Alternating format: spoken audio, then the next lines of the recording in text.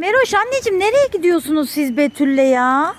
Nereye gidiyorsunuz? Markete gidiyoruz. Sen Betül'ü markete mi götürüyorsun? Betül ama yağmur yağıyor. Hava çok soğuk. Ben size şeker versem gitmeseniz olur mu? Olur. Ben çilekli. Ama çilekli yok. Anneciğim değiştirelim mi Betül'le? Aa. Al bakalım. Çilekli. Betül bak abladaki çilekli galiba. Göster bir.